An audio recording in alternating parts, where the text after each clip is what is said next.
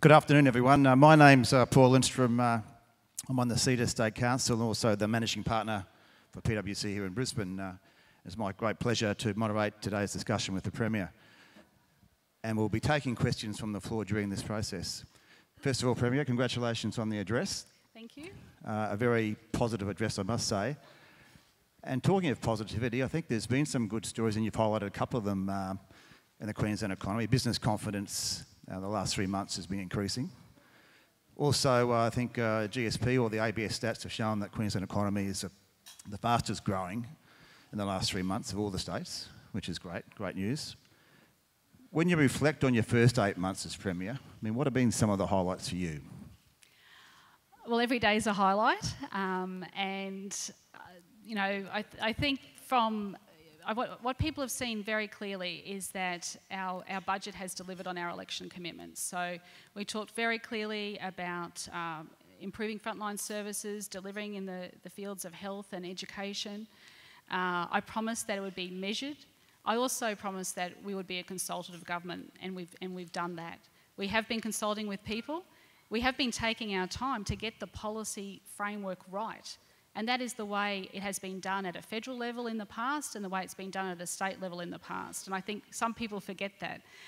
But I think also we've seen the catalyst infrastructure breakthrough was our ability to negotiate with Malcolm Turnbull, the new Prime Minister, for that second stage of the light rail, you know, a key infrastructure project.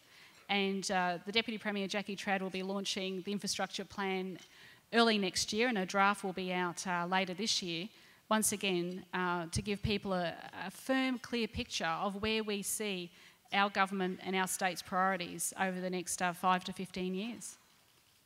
That's great, and that is great news for the Gold Coast as well, and for the rest of Queensland. Can I just, you mentioned the economic progress. I mean, a couple of those key points, and I think the Treasurer will be announcing an economic update later this year, but a couple of the key headline stats which will be of interest to the audience, I think, is the economic growth target for the state, which I think is around 4.5%. Are we still on track to hit that? My understanding is yes, we are, and I think what we are seeing is our exports are continuing to grow. If I could just talk about that a little.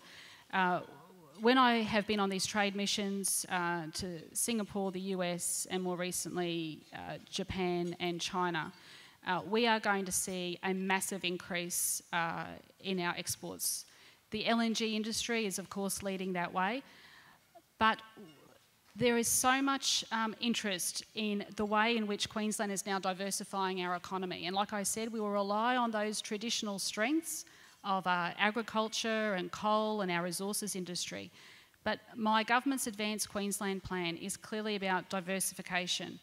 And what that means is about more opportunities, partnering with universities, partnering with the business community to bring about the new industries, the new innovation and the new ideas. And I think the Business Development Fund is central to that. So economic growth is still on progress, still on track, but I think that we can do a lot better in the years to come. There's so many opportunities, and I think everyone in Queensland should be very, very pleased with the progress to date, because it's our people who are fundamental to making our economy tick over, and it's our people that are our greatest asset. And if we're out there being positive about Queensland, well, the investment's going to continue to come. And I guess something the federal government would be very envious of. We're going to look at a surplus for this year, and I think in the next few years as well, which is great.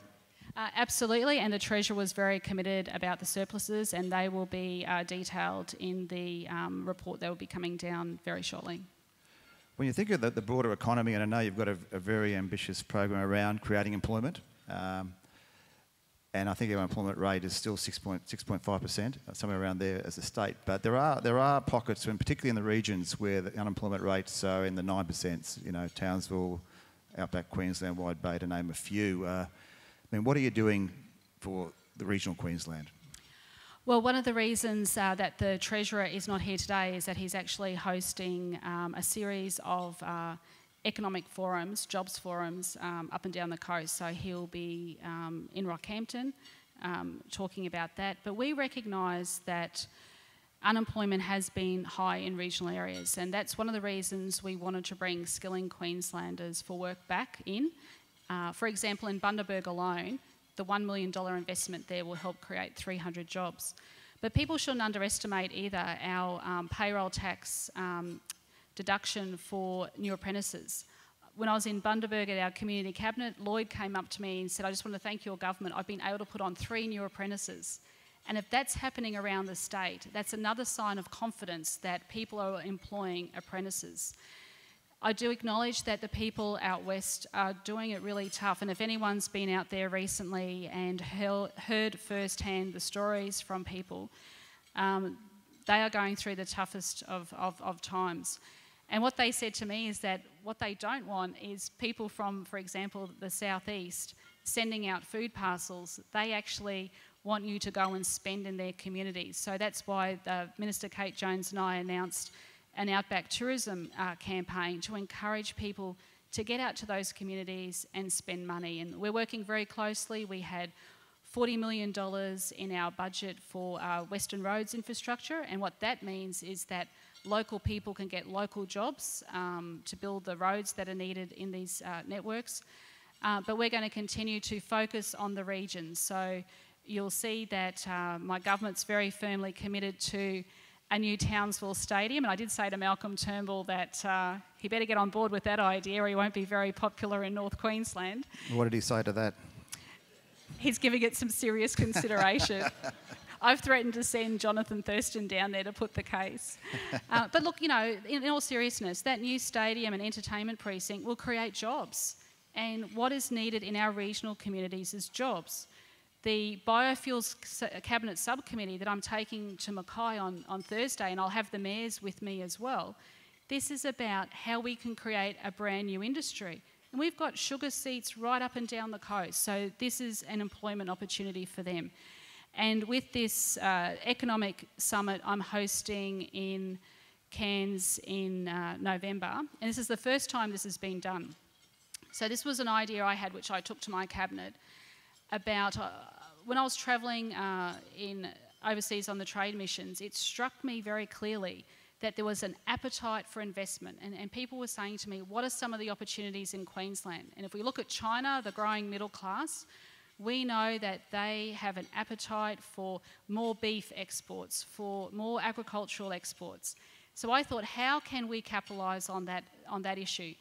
So what I've done is I will have my key cabinet ministers with me up in Cairns in November, and we have invited banks, business groups and investors from, we've got interest so far from South Korea, from Japan, of course, China and Singapore.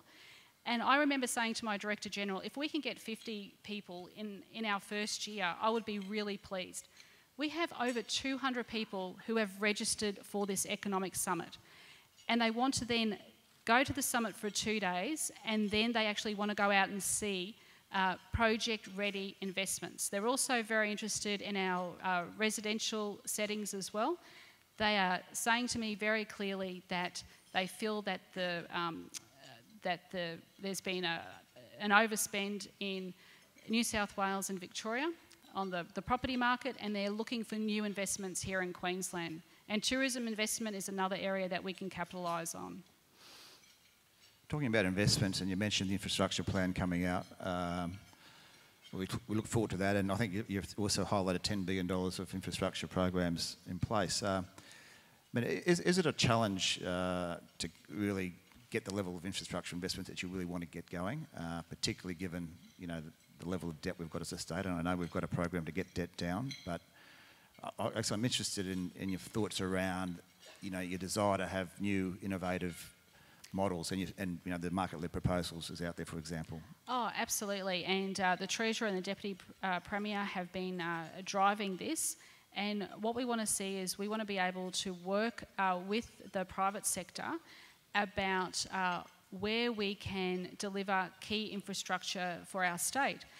And I remember just recently hearing about some of the examples in New South Wales where, working with the private sector and government, they were actually able to reduce a price for a major infrastructure project by hundreds of millions of dollars. So once this infrastructure plan is out, I think that's going to be the best opportunity for the business community to have a look at it and say, look, we can play a part here, we want to play a role, and we will help shape the job opportunities that we will see for Queensland. That's going to be an important document. We look forward to that. In terms of the diversification of the economy, let's touch on the innovation and the exciting announcement with the Business Development Fund. And what's your ask from the business community? Because you're putting that out there, but what's your ask from the business community to make that happen? Well, I think you can see at the moment, and many people in this room would have travelled overseas, and I remember going into the US, and they have a very strong support for venture capital, and we want to attract that venture capital here to Queensland. So this Business Development Fund is about looking at these great ideas and the government saying, look, we're willing to put some money in, but we want to make sure that the project is attractive. And how will we do that? Because there'll be an independent panel of experienced investors who will give the tick off. And we will see brand new industries start up. Now, many people would be familiar with the concept. There was Startup Chile some time ago, which attracted a lot of international and venture capital investment. And I think we have the ability to do that here. In fact, we do have a small, flourishing venture capital group here at the moment, but we want to encourage more. And if we get more people coming here and coming back from overseas, many people have moved overseas, have been working in Silicon Valley, for example, and they've said to me that this will be the driver that brings them back. So huge opportunities, $40 million there on the table, and it's open today. So we want to see business come forward with their ideas and to look at the application process, and hopefully we will see new industries in our state. Yeah, great initiative, and we look forward to some success stories. Is the government prepared to lose money on those investments? Well, this is about risk-taking, isn't it? This is about encouragement, but most importantly, I think it's set at arm's length from the government. So it's through QIC, and it's through these experienced venture capitalists that will be chairing the Business Development Fund. And, I think at times we've got to take a risk on ourselves. And who knows what great business opportunity is going to be there and what it's going to lead to into the future. So I'm very excited by it. And I think you'll see in the future too, and you might have even already started to see it now, that Malcolm Turnbull is also on this page about startups, about innovation, and this is something I have been passionate about. I have been speaking about even before the election campaign. So Queensland, we're going to be at the forefront of it. We're not going to be left behind. I applaud you for that initiative. Innovation is something we're all conscious of as organisations, and it is challenging to actually make traction on it. So that's a fantastic initiative. And you mentioned consultation, and I guess there's been a lot of coverage about change in leadership style and the consultative approach. What's your view on that versus, I guess, implementation or getting things done, or do the two go hand in hand? I think they actually do go hand in hand, and it is a different style. And it's a conversation I had with Queenslanders before the election, and I'll continue to have that conversation. And it's about taking people with you in relation to policy issues. And the consultation enables the stakeholders to have a view. And I think that makes for better government because you get the policy parameters right. Everything that government suggests is not always correct, and if we have to amend things along the way, we're willing to do that. But it's a different style from the previous government in terms of a lot of legislation was rushed through without the consultation, and it's a measured approach. And I think Queenslanders are responding well to it because when I travel across the state, they're actually applauding my government and my ministers for reacting in that way. Okay, great. So 8 months in the role now. I mean, what if it's a big role? What have you enjoyed about the role? I think it's it is a position that I'm very humbled to have. There is a lot of responsibility, and Queensland is a huge state, and everyone mustn't forget that. Like, we're all here today in Brisbane, but there are communities up and down our coast, and there are people out there that want to see government deliver for them. So I think I've got, from memory, I know like my Minister Kate Jones has been out to Cherbourg this morning, the Deputy Premier's at the LGAQ conference in Toowoomba. I've got another, the Treasurer's out at Rockhampton at the moment at a jobs forum. So you have to be a government for all of Queensland. And what has impressed me most are the people. And it doesn't matter whether it's dealing with complex issues like the Grantham matter, and I will raise that because, you know, people, we have to recognise that these are families and people who went through the most horrific ordeal. And for them to finally have their say, have their voices heard, and to dispel rumours that had been circulating for years, that could have continued for years, I believe that was the right decision of my government. The other side of being Premier, of course, is having to deal with some of the tragic news, such as what we saw with the domestic violence. And I don't think there's a person in this room that wouldn't have also felt completely overwhelmed and upset by what they have actually been witnessing on their television screens, the horrific, and there's matters before the court, but, you know, to see people lose their lives. And I think sometimes when a tragedy like that happens, it's actually refreshing to see all sides of politics work together, because that's what the community expects. The community expects us to do more about that. So yes, it's been fantastic to get across the state and meet people and try to respond to their needs, but then it's also responding to those tragic issues as well that do actually weigh very deeply on me, to make sure that we are trying to respond in the best manner possible, and all we can do is do our best, and I think that's what people expect from me, and that's what I'm trying to give each and every day. Thank you, Premier. We might take some questions from the floor. I saw the hand raised here. If you could introduce yourself, state your organisation, and also just keep it to one question would be appreciated. Thank Stephen. you, Paul. Stephen Martin, the Chief Executive of CEDA. Premier, you've remarked a couple of times on the constructive relationship that's now been engendered with the federal government in Canberra. Nearly 2 years ago now, CEDA published some research that talked about a federation for the 21st century, and we speculated in that and made recommendations about clearly delineating responsibilities between federal and state governments. We also said, as part of that, that the taxation reform agenda would have to dovetail into any of those considerations.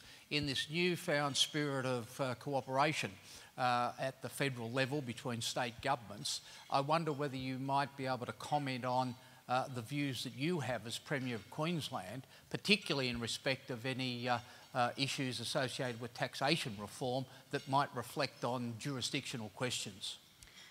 Yeah, thanks, Stephen. And tax reform is always an interesting issue for discussion. And it's actually good to see that it is on the COAG agenda. And I know that the Treasurer just came back from a meeting last Friday where all the Treasurers came together to discuss that issue. I think what is refreshing is that the new Prime Minister, is not ruling anything in or out, whereas under the former Prime Minister and Premier Mike Baird, it was pretty much just going down and increasing the prospect of increasing the GST, which I've firmly said that I'm not in favour of. However, I believe that in a spirit of cooperation, it is good to see, and it is refreshing, that at COAG in December, we will be debating a range of issues, and the policy position is still being worked on, and the states will have communication, and we'll continue to speak to the new Prime Minister, Malcolm Turnbull, about it. But he's now said that superannuation is on the table, whereas before superannuation wasn't. But I think what we all need to be conscious of is that we have now lost $18 billion in forward funding for health and education. So the big issue remains, where is that money going to come from into the future? And we have to look at some form of taxation reform as to how is that money going to come back to our state. And it's not just unique to Queensland, it's happening across the board. And that's why Daniel Andrews and myself raised an option, and it was just an option, about perhaps the increase in the Medicare levy could go towards funding that issue. So we're going to the COAG meeting in a spirit of cooperation, but we must address the funding shortfall that is coming from the federal government. So just to clarify that, are you saying that everything will be on the table? I think that's the phrase that the Prime Minister is using. Yeah, the Prime Minister's put everything on the table. He's ruled nothing in or out, which is good, whereas before I think the view was very narrow in focus. But I think there has to be an acknowledgement firmly from the federal government that the states are experiencing a huge hit to their future capacity to fund into the future the large costs that we will see from health and education, especially in health, which is just going to dramatically increase as our population gets older, you know, and there's going to be more requirements and more demands. So it is a very complex issue, and I'm going down to COAG with an open mind.